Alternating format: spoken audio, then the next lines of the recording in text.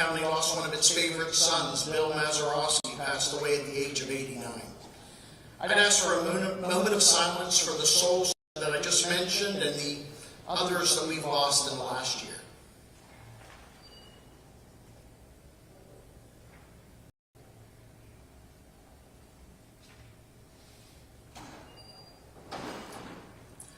Let's start things off with the Pledge of Allegiance, led by Jefferson County Veteran of the Year, Michelle Hitchcock.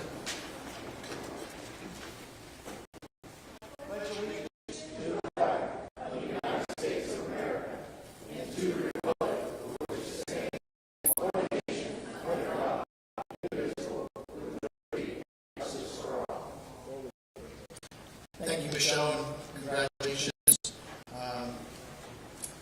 Now we will have the Buckeye Local Choir sing the Star Spangled Banner.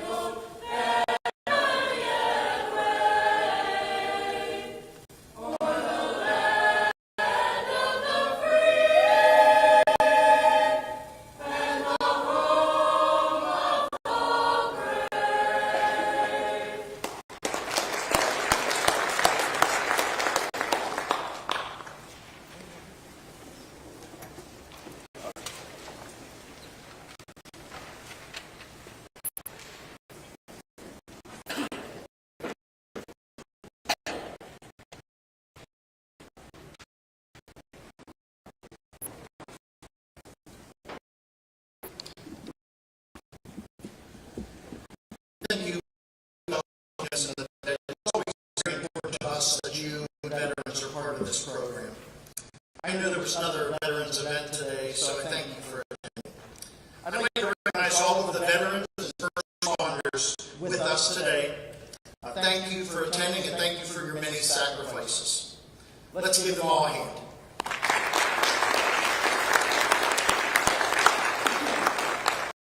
Also, thank you, Mr. Eddy. That was a beautiful rendition of the Star Spangled Banner. Let's give them a hand as well.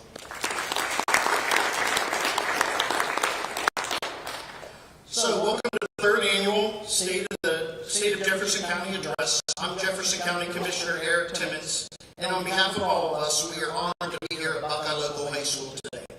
We always hear of the negative issues in the county, so we started this event to highlight the many positives going on as well. It was also important for us to travel and hold the event all around the county. Thanks to our host today. I would now like to recognize the elected officials in attendance. We have J.J. Hammerer. He was a 1994 Buckeye Local graduate. Ryan Harvey, Wells Township trustee. Ralph Petrella, City of Steubenville. Ryan Cook, former Ohio State Senator. Mike Petrella, of Winterville. Penny Scarpone, Wintersville Councilwoman. Ryan trustee. Steve Beathak, school board. Claire, Eric Kilby, our county engineer, and Marcia Township trustee.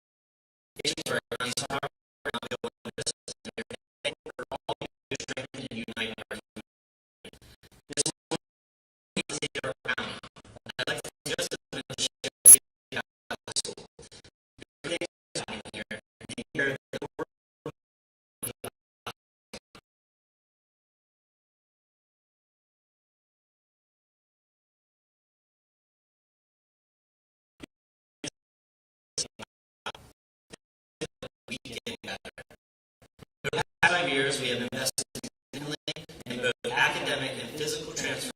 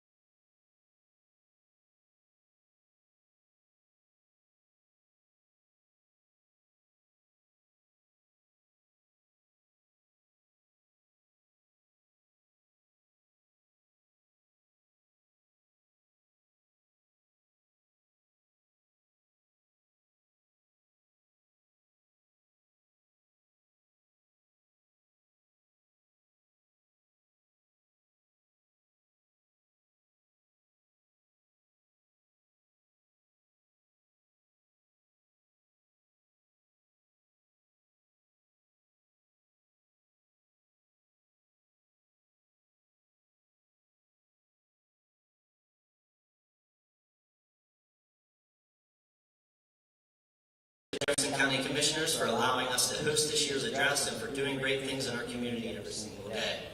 Thank you to all of you for being here today and for caring about the future of Jefferson County.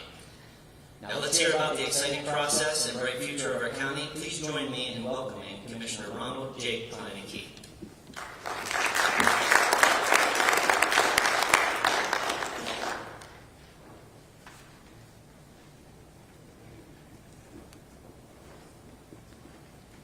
Welcome, everybody. Good morning. It's an honor and a privilege to be here in front of y'all. My speech this morning is somewhat more factual information than it is about the good things that are happening in the county. We're going to leave that up to Commissioner Riley mostly. But I want to give you guys some information here about the water and sewer district first, and then we will go to the engineer's office, the land bank, and the Port Authority.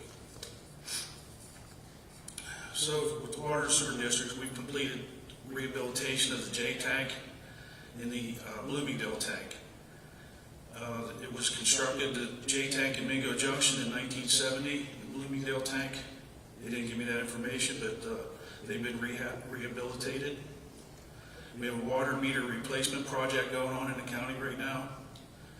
We're going to replace, as of 2/16/26, we replaced 5,066 meters, 64%.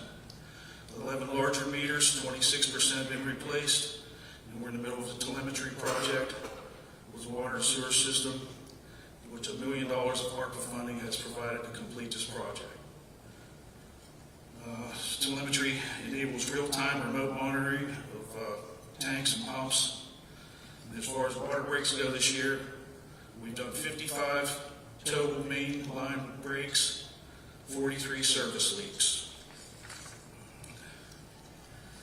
So we have 5 systems in the county of the water. We have the G system, the A system, the O system, the J system, and the M system. The G system provides water to the south end of the county, roads 14, 15, 17, Jackson Heights. It has 2 storage tanks, 2 booster stations within the system. The rest of the water is provided by the Tiltonsville Public Water System. The A system provides water to State Route 151, Smithfield, Piney Fork, Dillonville Ridge, County Road 18, 21 has 2 storage tanks and 3 booster stations. That water is provided by the Brilliant Water Authority. The O system provides water to Overlook Hills in Wintersville. That water is also supplied by Wintersville. There's no tanks or no booster stations. J system provides water to Sunshine Park. That'd be Wilson Avenue, Williams Boulevard, Mingo Junction, has 1 storage tank, 3 booster stations. That water is provided by the Mingo Public Water System. The M system provides water to the north end of the county, including Wintersville, Bloomingdale, Burgles, Amsterdam, East Springfield, Irondale, Knoxville, Hammondsville, Empire, Pleasant Hill, and Richmond. It has 8 storage tanks and 13 storage tanks, 4 booster stations, and that water is provided by the Toronto Public Water System. We also have 8 sewer plants and 22 lift stations. So we have a lot to take care of there. We appreciate everybody's patience with what we do with these water lines and water breaks and so on. So on to the county engineer's office. We have a lot of roads and bridges and things like that we have to work on. So base repairs, we've done $54,000 worth of work. That was all done by county crews. On chip and seal, we've done $231,219 worth of work, all done by county crews. And 23.71 miles of township roads. On drainage ditches and so on, we've done $944,892.43 worth of work, all done by county crews. Spot paving, $891,426 worth of work, all done by county crews. Signs, we have to clean signs and maintain signs. So that has been $70,000 a cost. All work done by county crews. Vegetation control is another aspect of road repair and so on. So that has been, county crews have done $295,000 worth of work. Contract mowing is $42,822. Contract tree trimming and cutting is $108,000. So we've spent $563,000 doing that work. Guardrail work that we do in the county also is $317,918, mostly done by contractors. Pavement markings, $123,396. That's 162.39 miles. Paving, $300,382. That's all mostly paid for by oil and gas partners through RUMA funds. Slip repairs, which we have a lot of them here in our area with all the mountains and hills.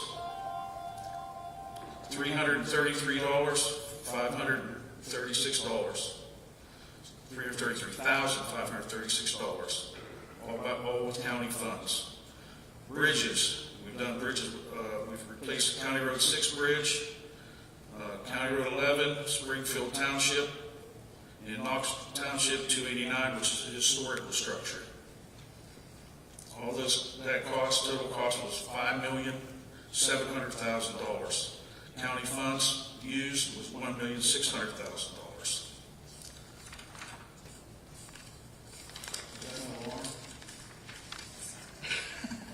Going over. All right, so we'll do Port Authority real quick. We just got into the county. Maple Manufacturing enhances metal for metal containers processed by steel coils and cutting sheets. Other services include containers and ink decorating and application of protective coatings. The company primarily serves the food, canning, and paint general line contractor. They brought 35 new jobs into the county with an investment of $1,800,000. We also brought another business in called Bricks Technologies. They got a grant for $363,000. They utilize fly ash to turn it into what they call LEED certified building and landscaping materials. Let's see here.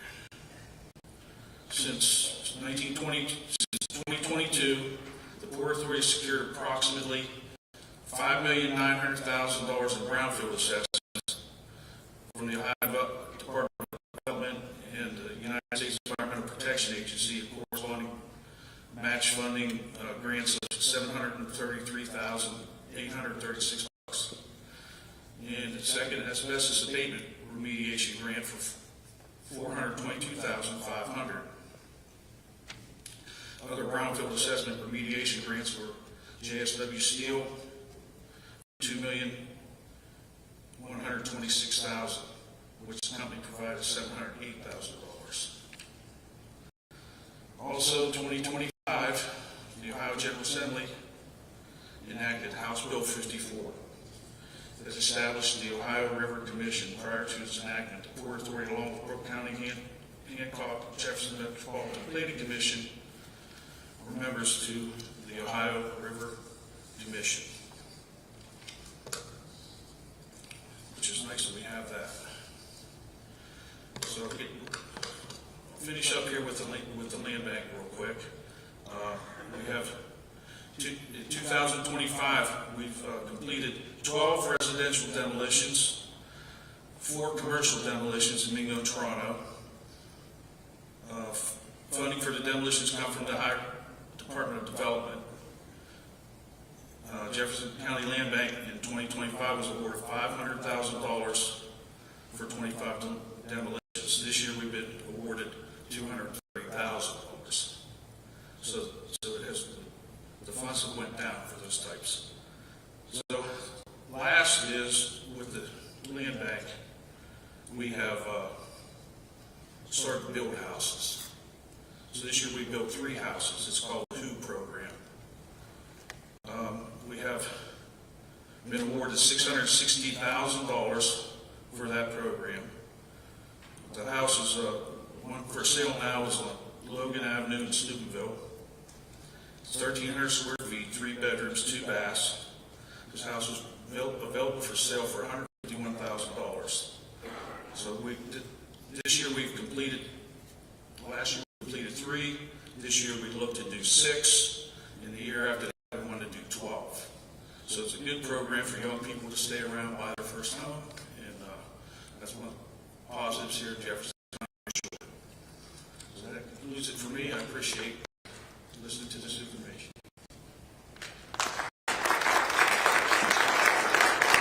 Thank you, Mr. Huntley. Next, we will have Commissioner Tony Morelli talking about more positives in the county.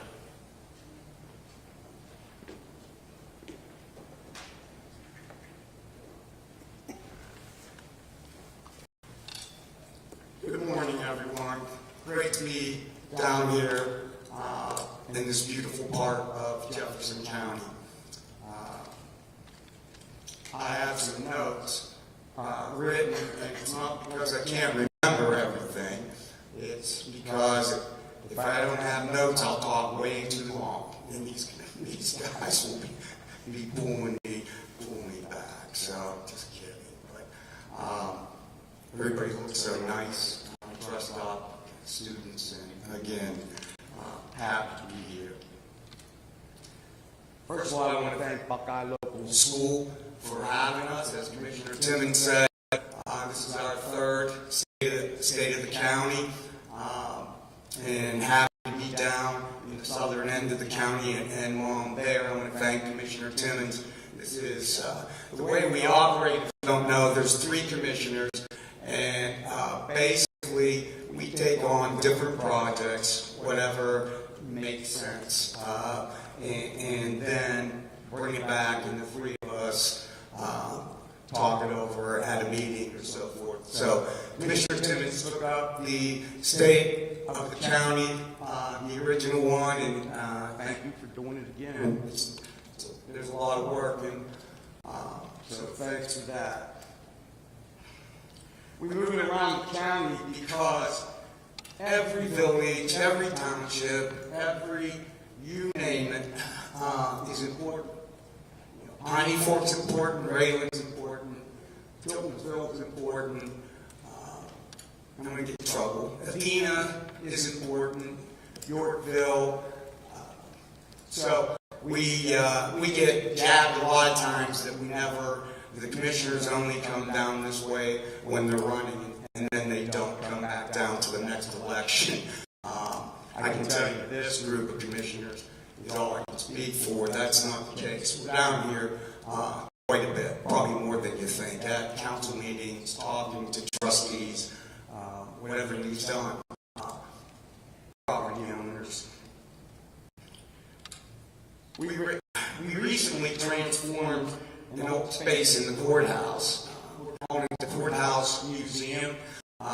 If you haven't had a chance to see it, you have to take a look at it. And it was started by, the project was started by Soil and Water, Jefferson County Soil and Water. And it's about the America 250. And every 2 weeks, they change out the different history of the next 10 years. And the history that's there is it's unbelievable. I always knew this was a beautiful county. I grew up here. I love it here. But I never knew, for example, that Abraham Lincoln, on his way to his inaugural, stopped in Steubenville for the evening.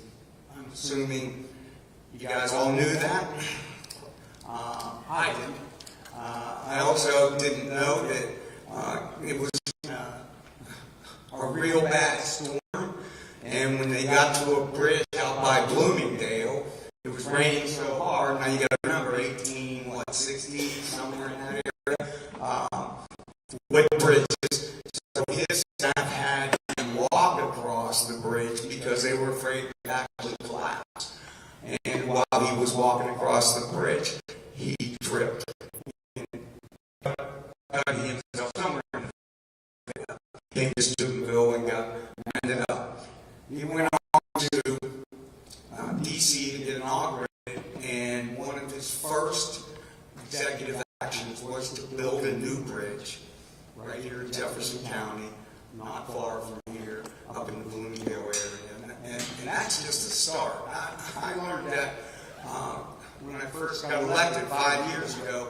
Soil and Water gave me a brochure of things that they were working on, and it was in there. So I started to get more interested and dig a little deeper, and it's still, I get surprised a lot. The things that people of, battles we've had here in Jefferson County with groundwater.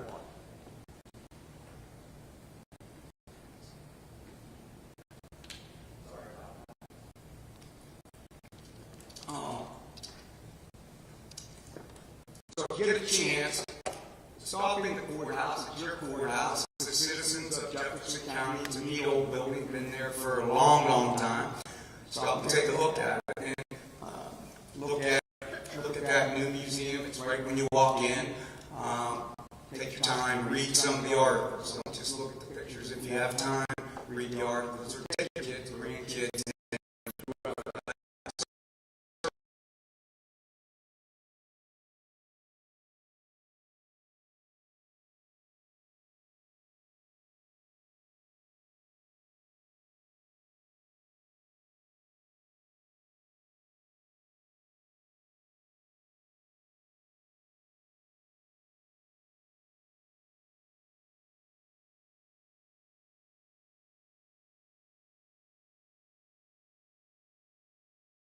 Family services are represented here. So, a lot of balls bouncing in Jefferson County.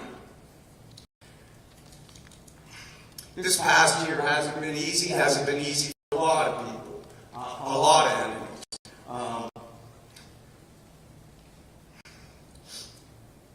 Just insurance alone was a surprise, $1.5 million taken out of our general fund. The general fund is where the money comes from to pay the bills.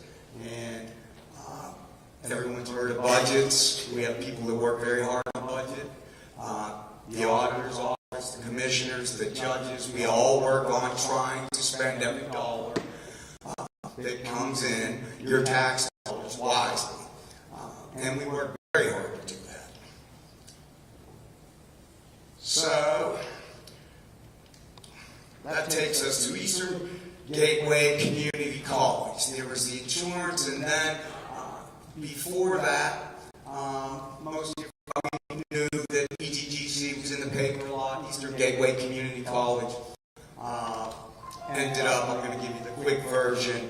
After about a year and a half, they basically were shut down, and there was this big 180,000 square foot building right up by Lowe's. I think you all know where it's at, corner of Sunset and John Scott Highway. And through a lot of hard work, through our prosecutor's office, led by Sean Blake, the commissioners, lots of people from Youngstown State, Sarah Keeler, Vice President for Yuck who's going to be talking a little more after me. But it was not, I chuckled because it wasn't a matter of you give me the keys and then I'll give the keys to Youngstown State. There was a lot of work behind the scenes, and I'm really proud that we got where we finally did, and Youngstown State is announced and have put in some of their curriculum that they're going to start with this fall. And if it's not you, maybe you have some friends or know someone, take a look, try to support them if you can. They very much want to be active in our community. They want us to be part of the community. They want to offer their services. I saw the other day they're going to have a yard sale outside. They've got some other groups. So that's something that kept me personally going all along, is when I met with Sarah and her boss, the president, Bill Johnson, and he and her said that they want to make this happen. And knowing them both for about 10 years, knowing President Johnson for probably 10 years or more, I knew when he said he wanted to do it, he wanted to do it. And we were there. And it took a lot of work for Youngstown State, and I think I speak for all of us. I appreciate the efforts, the help that you've given us, and the attitude that you've brought to Steubenville. So, hang tight with me.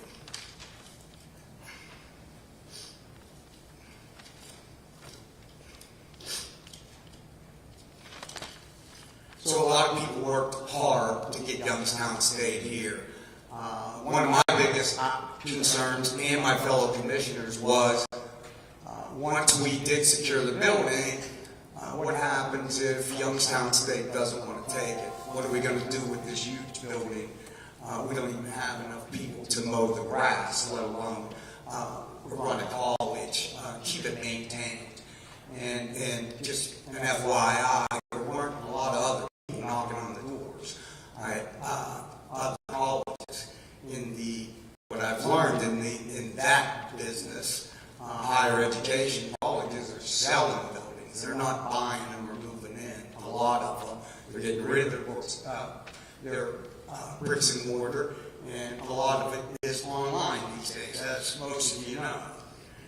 So now that we have Youngstown State here, the second part of our plan, and this had started before I was in office. It started at least the commissioners before me. So 7, 8 years at least, talking to a developer about that wanted to come to Steubenville. And actually, I'll just get one of them was Chick-fil-A. But there was only one particular parcel that they would want to build on, and that was the parking lot there at Youngstown State, corner of John Scott and Sunset. Sorry, folks. So we kept the doors open, we kept the lines working. I think I talked to one developer just at least once a month for the last 5 years. And folks, we are very close to putting out an RFP, and we'll see. We got that property appraised. It's a property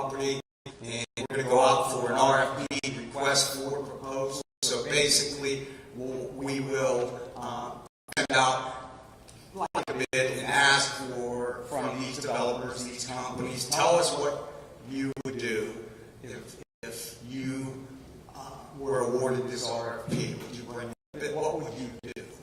And how much would you pay us? And it's exciting because the property's worth a nice chunk of money in it.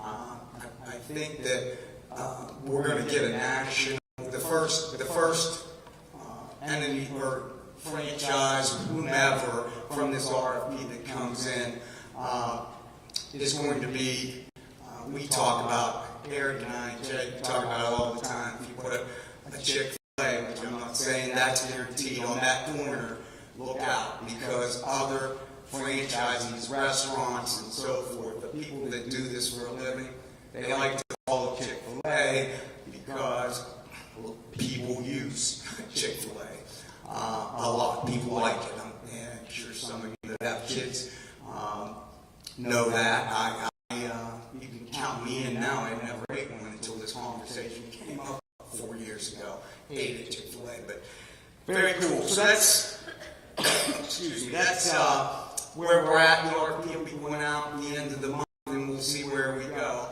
To back that up, when Youngstown State took over the building, the county actually took the property, most of the property. They have what they need to operate, and the county took, if you're familiar with the area, basically all the grass, all the way down to Lowe's. It's about 70 acres that we are, this first one that I was just talking about is phase 1, then we'll have phase 2, phase 3. So there's lots of possibilities on that corridor, what could happen.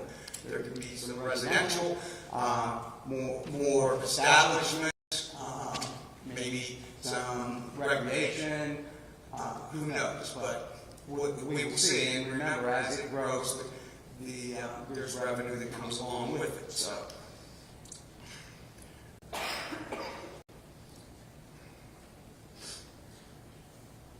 And, okay.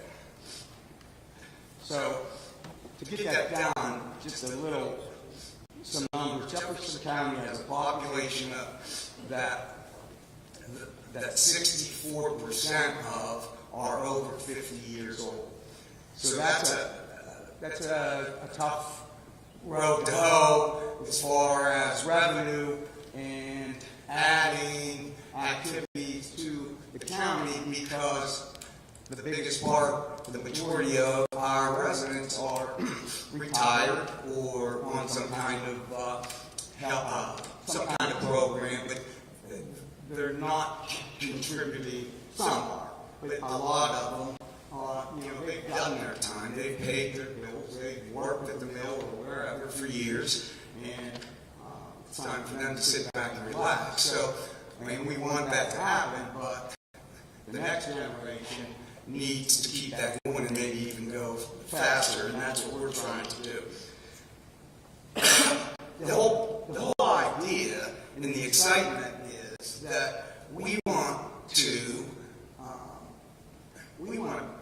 bring other quality of life projects to Jefferson County. We want to bring things that will make young people be interested in our county, want to stay here, want to raise their kids here, raise their grandkids, etc.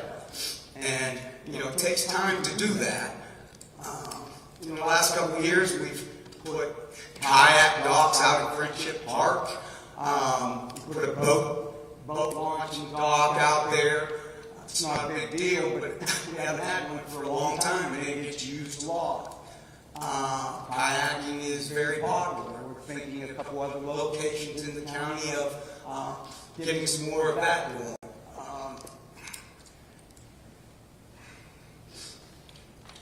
Anybody's been to the Hellbender? If I say Hellbender to the first row, anybody know about it on this side? Okay, that's fine. So not far from here, it's called the Hellbender Preserve. It's a mile and a half walk, basically trail. And when you get to the back, that's that bridge that I was talking about with Lincoln. There's some historic tunnels there. So it's basically a trail with a lot of history.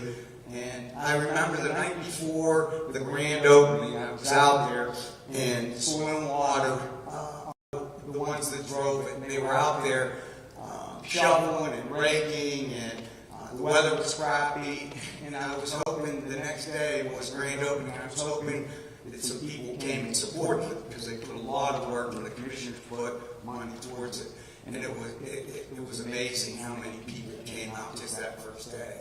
And in the first less than a year, 30,000 people have went out and visited the Hellbender Preserve. So I recommend, if you have it, get out and take a look. The 30,000 shows that we're starving for something to do in this county. There's another trail that they are working on through Soil and Water. It's in Piney Fork. Piney Fork has a lot of history also. There's going to be a 5-mile trail there. The old Roosevelt Inn. The plans are to rehab it. I see a young lady shaking her head. You know about the Roosevelt Inn. It was a popular place. Piney Fork, this area, being up the shore, at one time had the largest underground coal mine in the world. So think about that. In the world, right here, very close to where we're at, was the largest coal mine. So, underground coal. So, when that turned around, the funding wasn't coming in. You can see what happens. The population leaves. They have to find work to support their family. Things don't get fixed. They should have got fixed. There's no funding. So we're hoping that we can help, the commissioners can help bring Piney Fork back to life.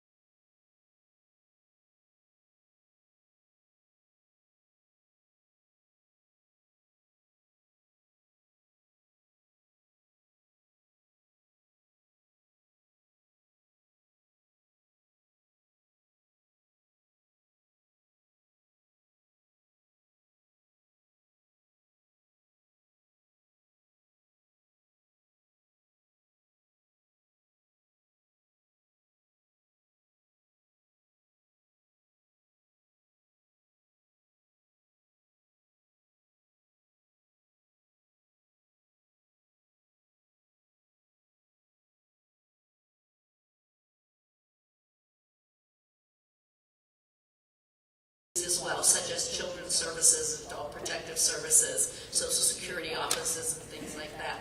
We have Mr. Kevin Schrader here, who is the intensive supervised probation officer, works diligently with making sure that everybody is poised to succeed and not reoffend. Also with me today is Laura Trifonoff, who is the director of the Jefferson County Drug Court Program, as well as the administrative assistant for our Jefferson County Probation Office. And that really is the heart of keeping people accountable within the limits of the sentencing structures that we have. When people say, oh, well, they're just on probation, they need to go to prison, I can tell you that when they are under the control of the Jefferson County Office and the Drug Court Program, the micromanaging and making sure that from where they lay their head at night to paying their taxes, to getting a job, to taking care of their children, following their PACE plan within the CPS system, all of those things are checked and double checked, and it's frankly a 27-hour a day, 24/7 job, and I appreciate all that they do in that regard, and that gives us a great, when we talk about numbers, percentage. 57% of those who come into our drug court program graduate and are returned to their families and the community, working, paying their taxes, taking care of their children, and being integral parts of their community. So the Jefferson County Drug Court Program certainly couldn't function without those who support it. Now, I talked about probation. I want to talk about domestic relations division. The domestic relations division, these address matters that shape families and directly affect the children: divorce, custody determinations, parenting time disputes, child support enforcement agencies and protections, and those are handled in this division. The court has a magistrate that helps in that regard, which is a separate office. That keeps the docket moving. It keeps the docket moving so that when somebody files a divorce or custody matter, it doesn't languish for years. The court's function, one of the main court's function, is to ensure that people can come and civilly address their disputes, right, without having to resort to violence. And the domestic relations division functions in that regard. We're there. We were lucky enough to be chosen by the state of Ohio. Our docket in that regard has moved so efficiently that we were asked to serve on a round table to give other courts who aren't so lucky in that regard some tips on how to maintain that docket. These are deeply personal and emotionally charged cases, and they require not only the application of law, but careful attention to the best interests of the children. The court's objective is stability, particularly for minor children whose lives may be significantly disrupted by family conflict. Over the past year, the domestic division has continued to see the filings involving contested custody and post-decree modifications. Post-decree is after you're divorced. If there are issues after, and those are referred to as post-decree issues. Courts across Ohio have observed that domestic cases are increasingly complex, and Jefferson County is no different. It is the same. The issues involving mental health and substance use disorders and the financial stressors of our community that we see in the criminal translate over into the domestic world. But the court also oversees the civil division. The civil division provides a neutral, civilized forum to address and resolve legal disputes. These disputes in civil, it's the court's civil docket, they typically involve contract disputes, personal injuries, motor vehicle accidents, those type of things, business litigation, foreclosures, administrative appeals, and other complex matters.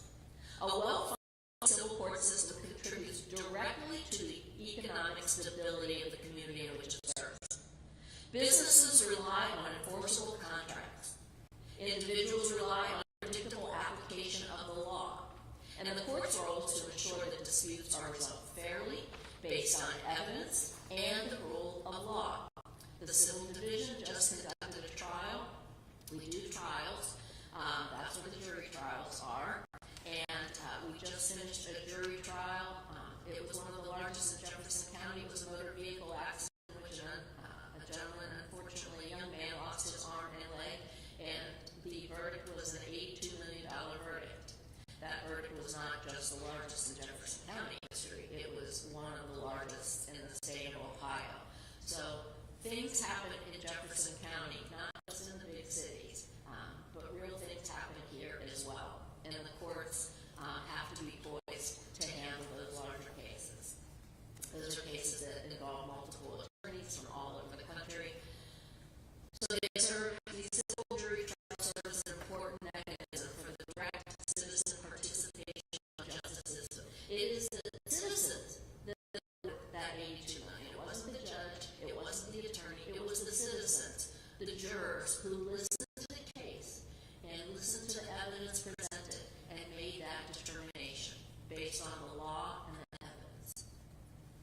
So many of you receive, not you, but you will in the future, the students here, receive summons for jury service. And if I had to guess, you probably didn't receive it with the same enthusiasm as if you were notified that you hit the lottery.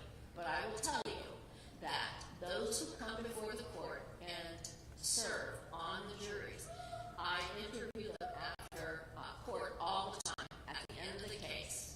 I make a promise at the beginning of the case that it will be a very rewarding experience and very interesting experience. And I always keep my promise. I ask them at the end of the case, and they're like, this really was so very interesting, and we're really glad that we had to do it. So we pick our jury pools in this. It's called a jury pool. Those are usually based, they have to be based on an objective source, right? So that would be driver's license and voter registration polls. That's how we get our jurors. Now, the work of the common police court certainly isn't by judges alone. It's carried out by a dedicated team of magistrate, bailiffs, reports, probation officers. We talked about the Phoenix program team, clerks and administrators. I have two of my administrators here today, Gabrielle Monk and Jamie DeStefano, who function as not only the bailiffs at times, but the clerks and administrators, and they keep the cases rolling and make sure that I stay on track and that parties get their cases adjudicated in a timely manner. So these professionals handle complex files, they manage crowded dockets, they're really the ones that manage these things. They supervise offenders, they coordinate juries, they process filings, they ensure court security. They do so much, and this exposes them to very difficult, sometimes very traumatic subject matter. Their professionalism and resilience and commitment to public service deserves recognition, and I recognize all of the court staff today. So I hope you all do that as well. In order to highlight some of those things, the court has established an outreach program. Our Ohio State Supreme Court, a couple years ago, I think it was 2022, came to this very stage. The Ohio State Supreme Court was here in Buckeye Local, and they conducted their court business here. They heard cases. It was a wonderful experience. When I took the bench, we were told of this. And I said, well, I want to come to Buckeye Local. I want to come to Jefferson County. This would be great. Well, then the pandemic hit, so the program was interrupted for a bit. But as soon as things opened up, I got a letter from the Chief Justice, and she said, we're ready to come to Jefferson County. Give us the schools that you think may fit the security and all of the needs. It's a whole process. Literally, there was a binder of a checklist of things that the court needed to do. But they came here, all students from all schools in Jefferson County, including those that are homeschooled, came and sat in those very seats and listened as the Supreme Court ruled on cases. They met with the justices and judges and attorneys ahead of time. They got the cases ahead of time. They were able to read them. They heard the cases argued, and then there was a post-mortem, so to speak, afterward, where they could meet with the attorneys and ask questions. That was a great program. In the state of Ohio, there is a dearth of attorneys and those in the legal field, and that is part of the reason why the courts are reaching out. We have such a great response from all of the educators here in this county that my court continued that process. So it's called Mondays with Millard, and we do that twice a year, and I invite the students from all of the schools. It's usually juniors and seniors. Have any of you participated that way? Have anybody here? Yes? Okay. All right.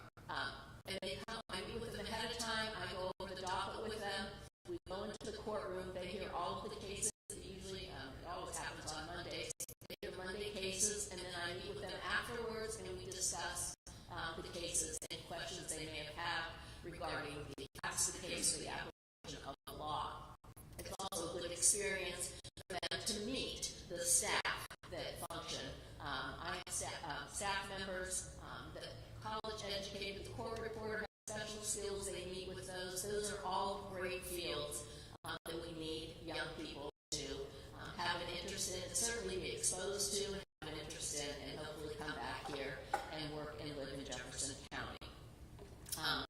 It's a program that's been so successful. After our last one, I was asked if I had an internship program, and I said, well, I don't, but I know that there's an interest. So we are in the initial stages of seeing if there's an interest of having a couple students apply for an internship and literally shadow the court for whatever hours, and that those are things that will have to be worked out, whether or not they can get credit, school credit for that, or simply get the experience and the exposure to all of these things. So, in closing, the state of the county, as reflected in the Common Pleas Court, is one of steady commitment and growth and transparency.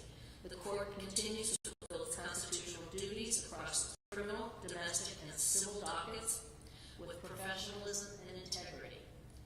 On behalf of the entire Common Pleas Court and its staff, thank you for your attention today and your support of jury service and your trust in the judicial system.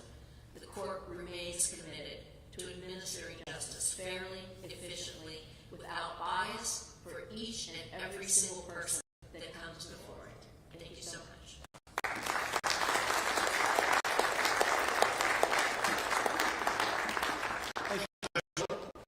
There's a lot of good going on in the county, but this news might be the biggest news of all. Youngstown State University Vice President of Government Affairs, Sarah Keeler, will talk about YSU coming to Jefferson County.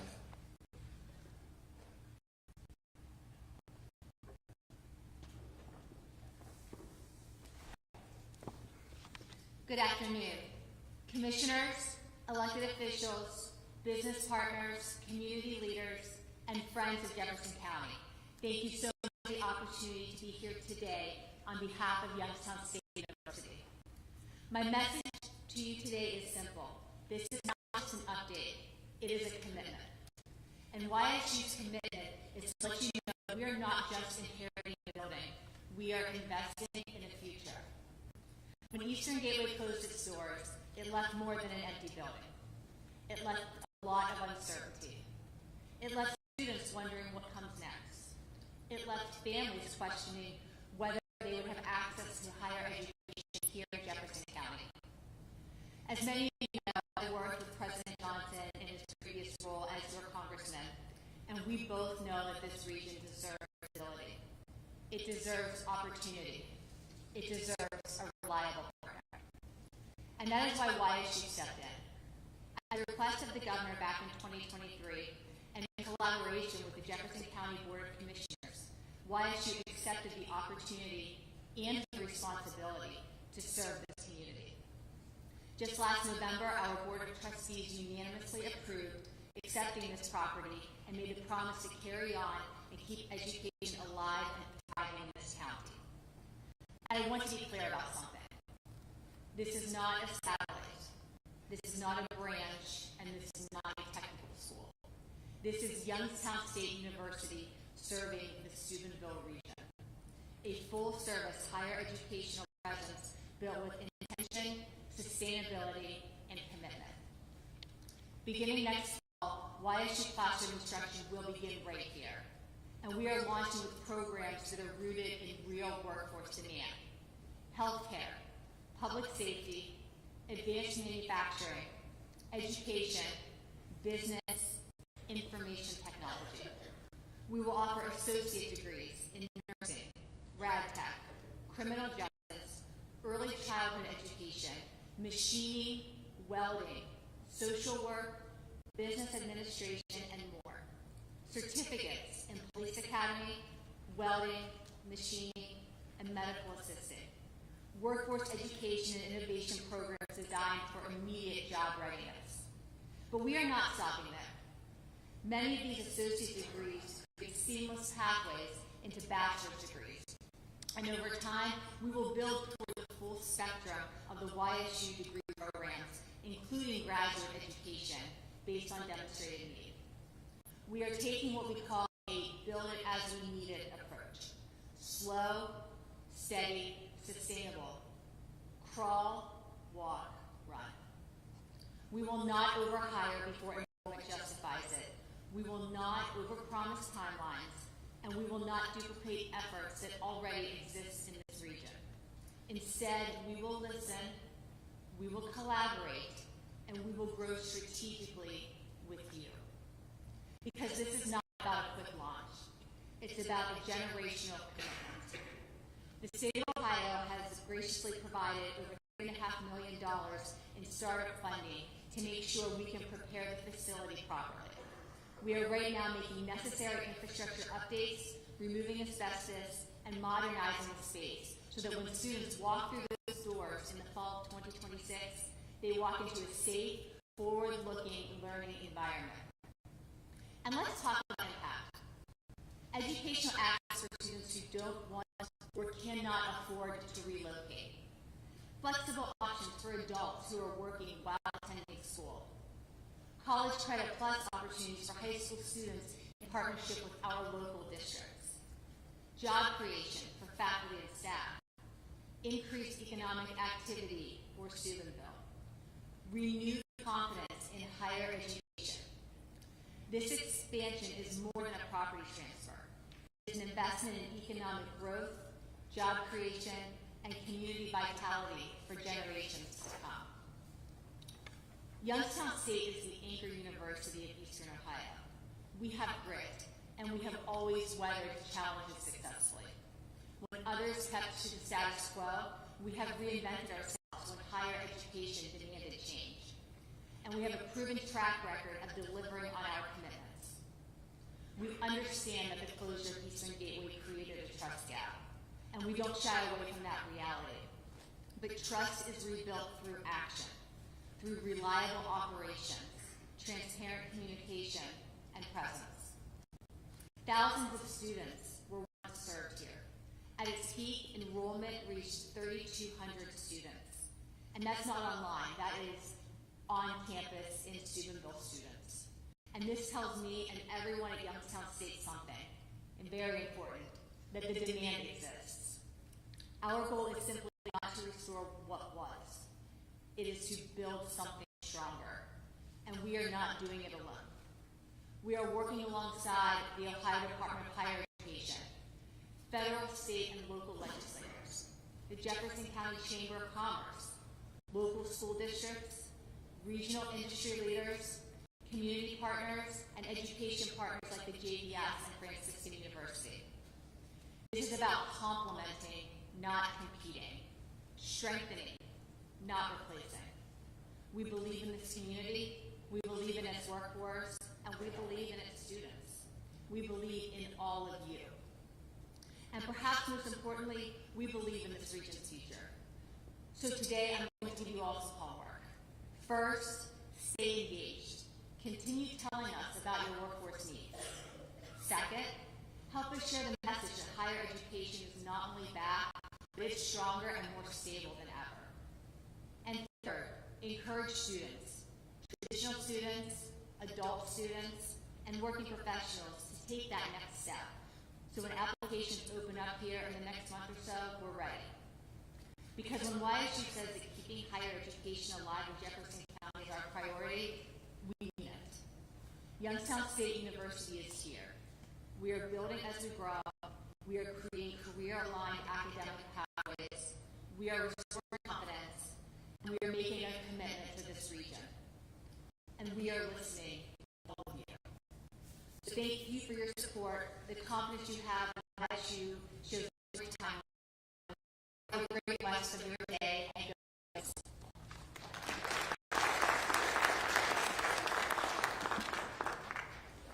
Thank you, Sarah, and thanks to the other commissioners. I believe that we really value your partnership.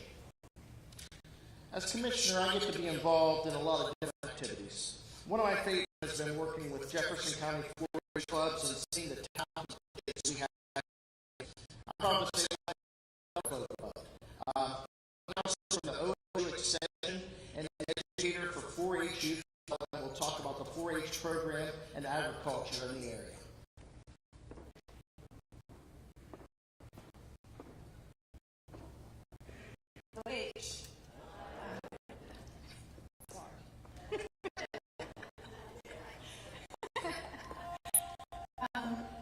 First, I would like to thank the county commissioners for allowing me the opportunity to speak today about the state of agriculture in Jefferson County.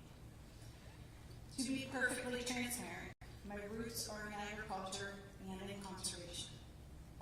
My father served on the Jefferson Soil and Water Conservation District Board when I was just a child.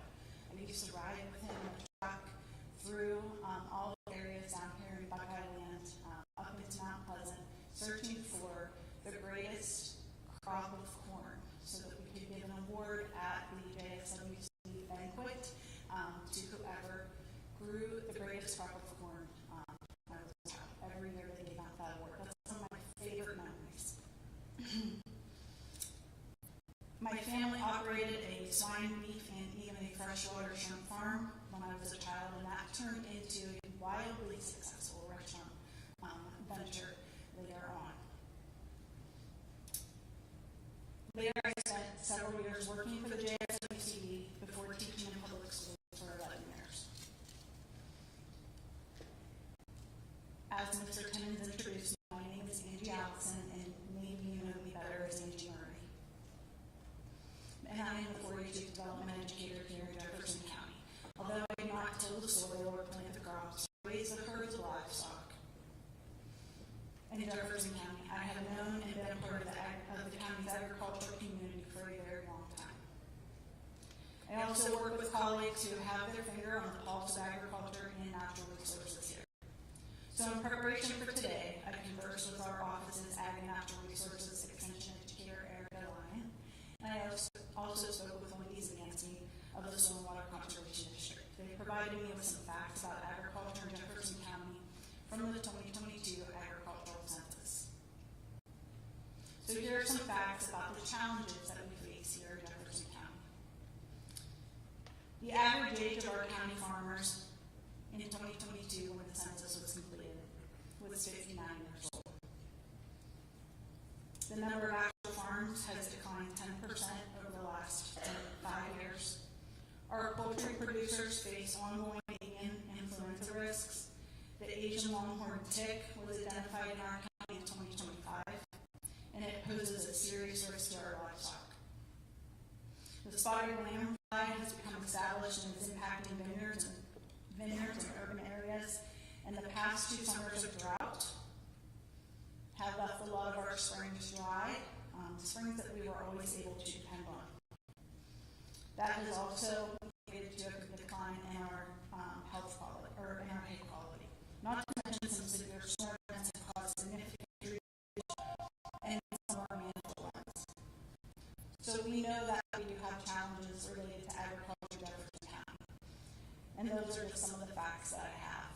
But what I'm here to talk to you today about is the bright spot, and some of the bright spots in agriculture. Jefferson County is predominantly an agriculture county with 541 thriving farms. 98% of those farms are classified as family farms, with an estimated 240 new or beginning farmers. Our county touts more than 72,000 acres of farmland, and our land use is very diverse. We have 30,000 acres of cropland, 16,000 acres of pasture, and more than 22,000 acres of woodlands.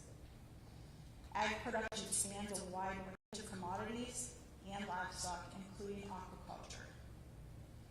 In addition, interest in sustainable production practices has been on the rise in the last few years.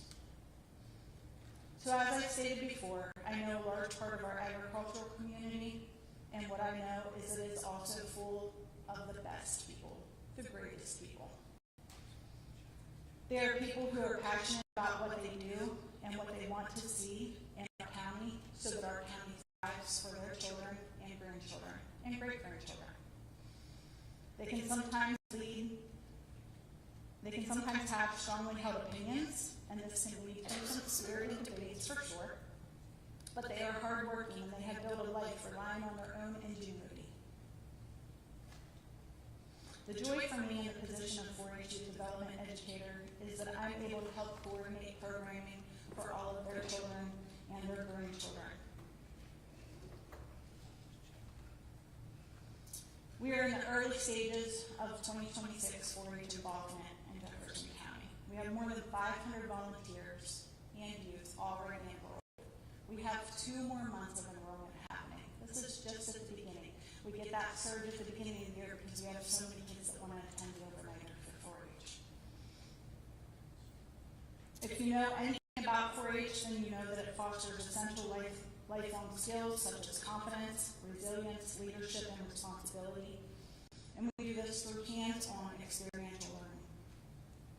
It is a program that is designed for ages 5 to 18, and the program uses projects in areas like agriculture, STEM, and civic engagement to help youth develop practical, career-ready abilities and friendships that will endure well beyond the time that they are in a 4-H club.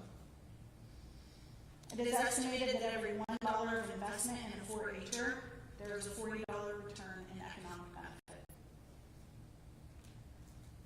4-H'ers are 2 times more likely to live with purpose and to become a leader, and they are 4 times more likely to give back to their community. It is the largest organization, the largest youth organization in the country. So enough with all the statistics. We've heard a lot of statistics today. I am sure a lot of you know a 4-H alumni, know a current 4-H'er, know a 4-H volunteer. As I look out across the crowd today, I see a lot of people that I know. So that's exciting. Actually, here at Buckeye Local, your superintendent, Mr. Sudbury, does his best to encourage agricultural education. He has been known to load up his daughter's goats and take them to Wheeling to teach people in Wheeling about agriculture and about raising livestock. So props to Buckeye Local and to Mr. Sudbury, right? Did you happen to see Mr. Ruley congratulate Logan Fameka recently on TV? Did you just catch that in the news? Logan is a 4-H alumni. Andrew Weatherall, if any of you know the Weatherall family, he contacted me yesterday to tell me all about going out west this coming summer because he is going to be part of the harvest crew out there. We're so super proud of Andrew. I'm going to miss him at 4-H camp because he is our Dean of Men for 4-H camp, but I think that he needs to take that opportunity and bring back that knowledge to all of the other people and all the other youth in Jefferson County. Abby Irwin, a graduate of Buckeye Local last year, she is currently studying agricultural communications and agribusiness at Kansas State. Caden Skino is at Ohio State right now preparing to apply for vet school. Carissa Griffith and Cameron Best both are becoming FFA instructors. Trevor McVicker recently finished boot camp. Kai McKeever is studying fashion and law, and Brandon is studying exercise science. I can go on and on about the tradition of 4-H at Buckeye Local in this area. This Buckeye Local School District collectively has the largest number of 4-H clubs in Jefferson County. Very, very close to Jefferson Local, by the way. You guys are always like within a club or 2 of each other. But there is such a huge history here of Buckeye Local people being involved in the 4-H programming. So when I say all of the names of all of the kids that I was just speaking about, I know you Katie Rivers recently returned from a cultural immersion trip in Greece, where she learned about agriculture there. Hayden Johnson is in Australia working on a Brian's cattle farm, and Delaney Johnson is currently, she was just accepted to that school also. Grace Brown is working on a business degree with hopes of being a public relations speaker at hopefully at an airport. And Luke Grimes finished in school in Georgia, and several of his friends are also apprenticing. I know that if I went around the room, probably almost everybody in this room has a story of somebody that they know that became super successful and they have a history in 4-H. We do that with partnership with our school district, in partnership with our parents, in partnership with our other leaders in Jefferson County, and we are so grateful for the opportunity to do so. So as I said, we have great people, and we are raising new great leaders in 4-H through OSU Extension in Jefferson County. We are so excited to be a small part of it. Last year, 400 people attended the Brunch on the Farm event. If you heard about that, that was a collaboration between the Soil and Water Conservation District, Extension, and other partners. This year, on July 18th, we're going to hold the event again at the Mercer Farm in Bloomingdale. Growing up as a part of the old farm city tour, I can say that helping to bring the Brunch on the Farm to fruition was absolutely a dream of mine. So I was grateful to be a small part of that. 4-H has 100 youth in inner city schools completing 4-H projects and learning about ag. Last year, more than 300 youth took and exhibited projects at the Jefferson County Fairgrounds. They voluntarily presented speeches and sat for interviews for a chance to compete at the Ohio State Fair. I would be remiss if I stood up here and talked to you about 4-H programming without at least mentioning our Jefferson County Fairgrounds. It is absolutely an amazing facility. If you haven't been out there, you haven't seen what's happening there, it continues to grow, it continues to get better, and it is absolutely, the facilities are second to none. But like everything else, in order to thrive, the 4-H programming, the Jefferson County Commissioners, and all the projects that they're involved in, and our county fair, they need you to support it by service, by word, and all the things that they do. So today I challenge you to take on the role of a 4-H camp counselor. I know a lot of you have fond memories of 4-H camp. I challenge you to take on the role of a camp counselor, to be positive in facing the challenges and in mustering up the farm-based ingenuity, to be problem solvers, and to work collaboratively with your neighbors, to continue to support ag education in traditional spaces and in non-traditional spaces. Working together is only going to lead to the betterment of our community. Please know that OSU Extension is proud to serve you and our community. 4-H will always hold fast and will continue in the spirit of the land grant mission to bring science-based education to Jefferson County. Working together, the state of Jefferson County and the state of agriculture in Jefferson County. Well, if you were able to snag a pair of these sunglasses off of Camden earlier, the future's so bright that we will have to wear shades. Thank you.